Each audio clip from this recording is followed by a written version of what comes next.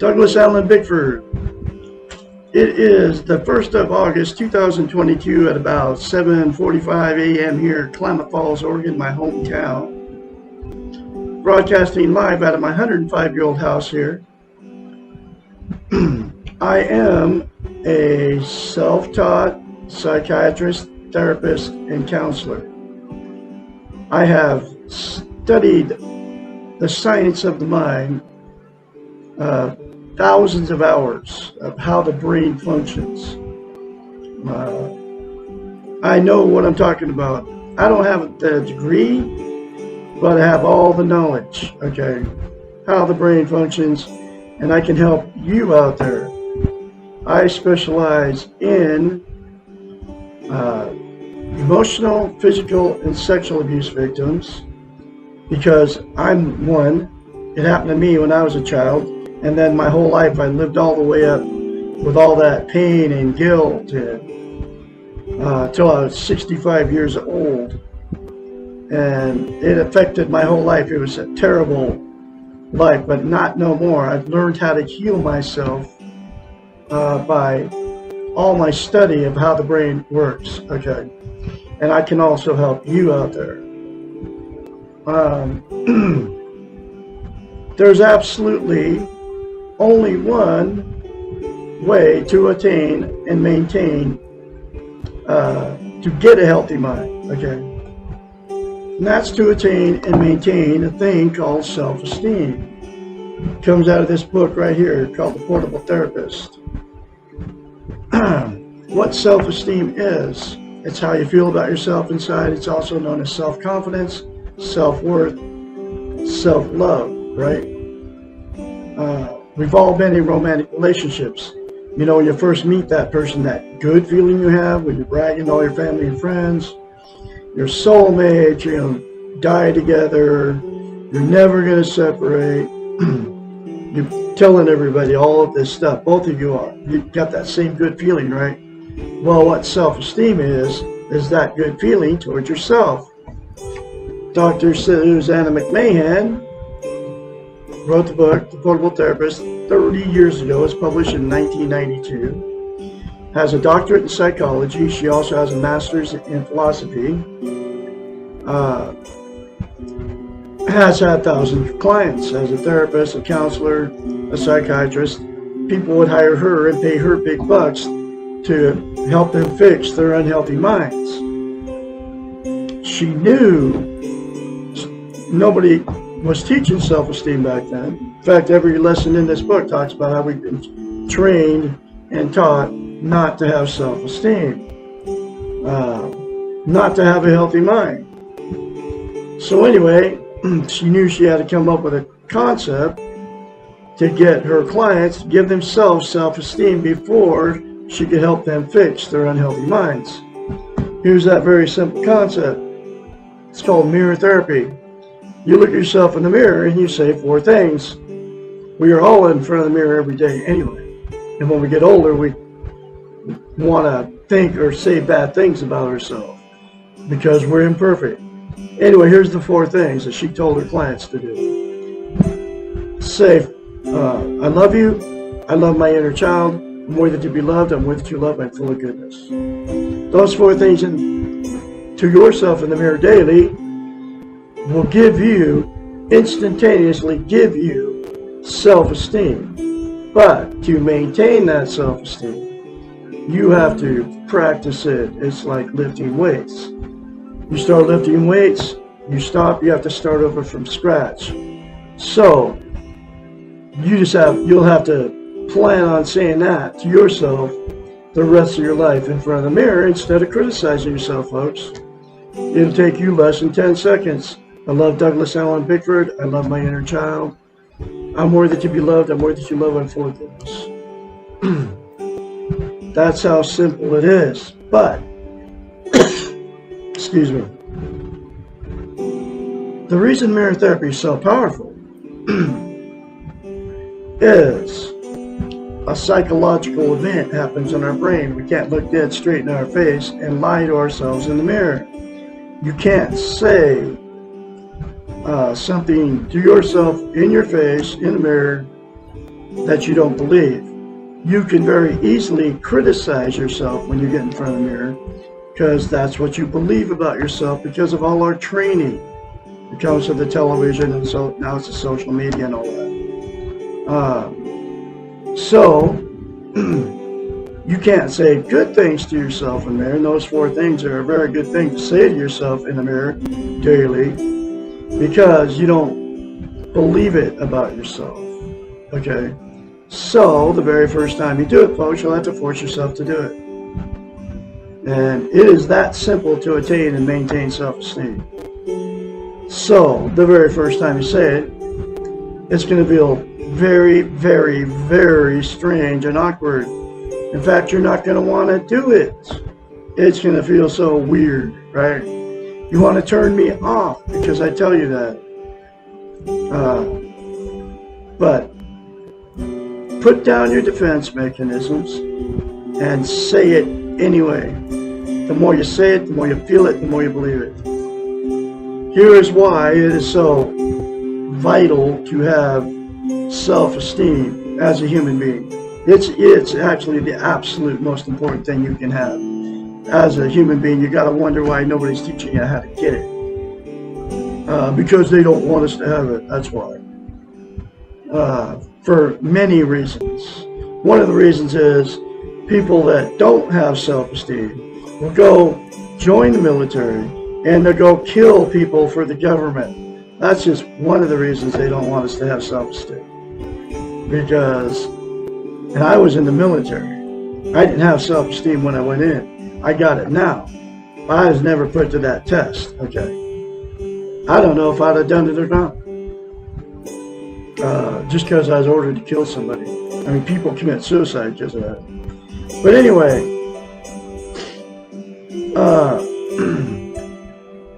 you can't be content without self-esteem, which means you feel good about how, where, and what you are. It's also known as internal peace. There are 11 things that people are using to try to be content. They are all the social media, Facebook, TikTok, YouTube, Instagram, and all the rest of them.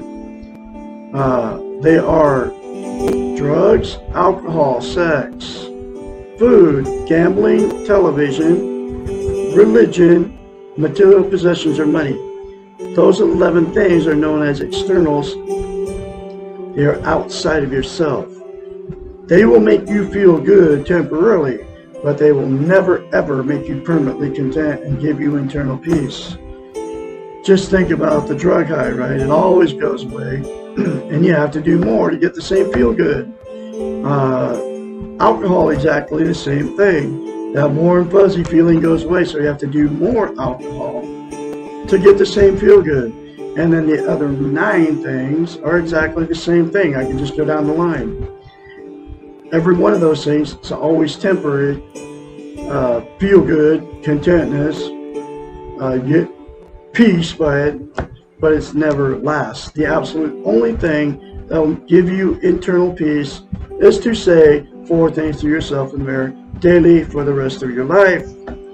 No matter how it makes you feel, do it anyway. Like I said, the more you feel it, the more you say it, the more you feel it, the more you believe it. The next reason it is so vital as a human being to have self-esteem is we can't love without it, and we can't be loved. So what happens is 2 people without self-esteem will attract each other. You attract exactly what you are. If you have self-esteem, you'll attract somebody with it. If you don't have self-esteem, you'll attract somebody without it. So after the good feeling goes away, when you move in and you marry him, you don't marry him, whatever, you move in, all the everyday drama starts happening, you have children, you get tired of each other. And that's when the relationship turns toxic. All the cheating, the arguing, the calling each other names, getting in the car, going down the road, trying to get away from the maniac. Well, people are doing the same thing. Going to your family and friends, telling everybody how terrible these people are to you. And then ultimately what happens is you divorce or separate, right? And then the same 2 people will go jump back in another one, trying to find another, trying to get that good feeling back. And the exact same thing will happen because you jumped in another one without self-esteem. That's why you've been married more than once. That's why you've had many failed relationships. That's why I've been married 4 times and had many failed relationships. The next thing that'll happen in 2 that got together with no self-esteem is you'll stay in that relationship forever. Even though both people know it's bad, you sleep in separate bedrooms, the sex is gone, the fights and the arguments continue, the little innuendos, and then all the emotional, sexual, and physical abuse that happened between those 2 and their children all gets swept under the rug, and then it becomes a dysfunctional family at that point. And dysfunctional families create more dysfunctional families down the line. And then the cycle just continues. The very last thing that will happen with 2 that got together with no self-esteem is the 2 that's had many failed relationships and many failed marriages will just exit out of the romantic scene and just say, screw it, I'm done. I can't find anybody to love me. I can't find anybody to love. I'm just going to be alone for the rest of their lives. And they'll be just as miserable alone as they were in the relationship. And they'll use the 11 things to try to be content, happy. But you can't be content. You can't get internal peace until you attain and maintain self-esteem. Buy the 4 things to yourself in the mirror. But there's a cure. There's a fix for everything I just described.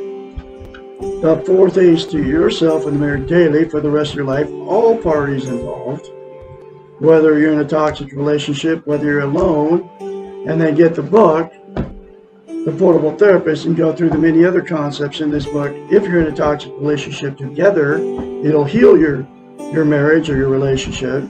And if you're all alone, it'll heal you, and you'll be able to live alone. And you'll be able to attain and maintain eternal peace, self-esteem. And it'll fix you, and then you won't be lonely anymore. Then you'll be happy with who, where, and what you are. Okay? So, that's everything that happens with 2 people that get involved in no self-esteem. There's absolutely only one way to get yourself in a healthy relationship, and that's to attain and maintain self-esteem, to love yourself first before you ever get in a relationship. So I'm going through this book 1 lesson at a time. Here's that next lesson.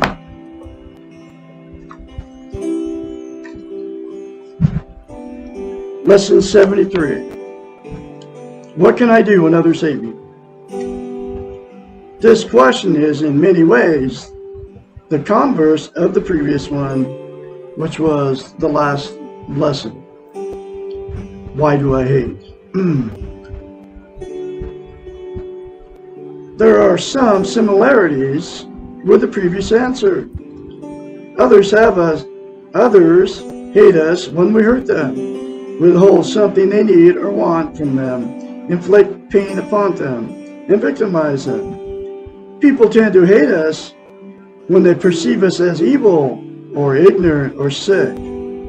Frequently, people hate us for the weakness that we show, and they fear within themselves, or they hate us for our strengths which they feel they lack. Sometimes people hate us for no apparent reason. There's one major difference between hating and being hated. We can learn from being hated. We can use the fact that we are hated to produce change in ourselves, and we can become aware of our behaviors and their effects upon others by focusing on why we are hated. If we accept the fact that we are hated, then we can consider what we want to do about this hatred. We can ask ourselves how we feel about ourselves and whether or not we feel that we deserve the reaction from them. If we can acknowledge and accept that we are doing harm to someone else, then we can choose to change our behaviors. When we begin to recognize our own insecurities that are driving us to the illusions of having power and control over others, we can learn why we feel the need to place others in one down or victim position. We can begin to understand why we are being discouraging and destructive. Once we can objectively accept that what we are doing is harmful, then we can choose to change. And that word choose is huge, because you can all choose to change. You can all choose to say 4 things to yourself in there daily without fail. We can not begin the change process when we are involved in denial, defenses, justifications, and externalizations. We can indeed learn more from our enemies than we can do from our friends. We can let our enemies, those who hate us, become our teachers and our challenges to positive growth. Suppose, excuse me.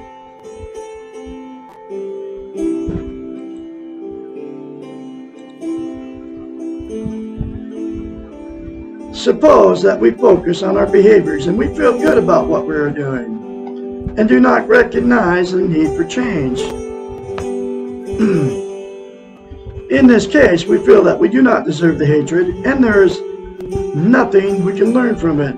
Just like me, if you hate me for telling you to say I love you in the mirror, I'm not doing nothing wrong. I'm trying to help you. Or for doing what I'm doing here on Facebook and YouTube.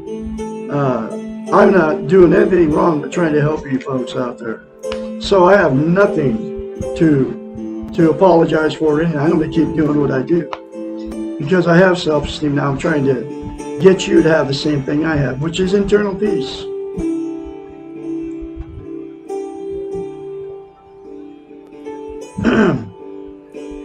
In this case, we feel that we do not deserve the hatred and there is nothing we can do.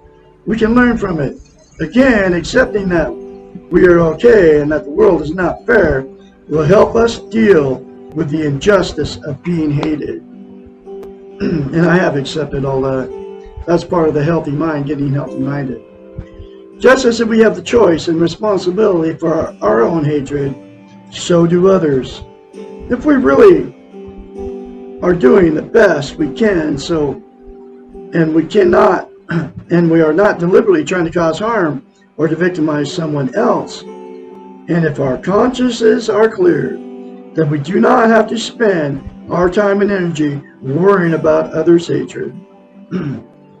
It is really their problem and responsibility to deal with, and we do not want to become victims to those who perceive themselves as our victims. This will create a lose-lose cycle for everyone. I've done all this stuff, folks.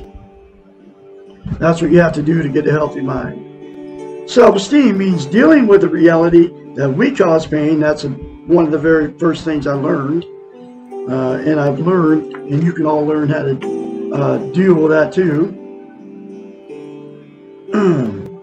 That we cause pain to others.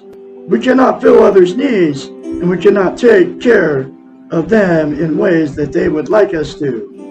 We cannot take responsibility for them unless they are the exception, small children, the sick and the handicapped, animals, and the real victims of the world. People who lack self-esteem will hate us for not engaging in the weak ego with them. We can accept this and let it go. We cannot become people pleasers because we are afraid of being hated. Paradoxically, people pleasers are more hated than those who practice self-esteem. The hatred belongs to the person who feels it. The best we can do is to trust ourselves, check our consciences, and how we feel about ourselves. Change our destructive patterns towards others as much as we can, and let go of their hatred. We can learn to be loving, first to ourselves, and then towards others. And in this way, we will generate less hatred and more love in the world. Wow. That's a very powerful lesson for you folks. I'm going to have another one for you tomorrow, which is lesson 74. When do I know it is time to leave the toxic relationship? Like I said, I am self-taught psychiatrist, therapist, counselor. I can help you. Call me to schedule your very first session. 1 hour sessions 4 times a month.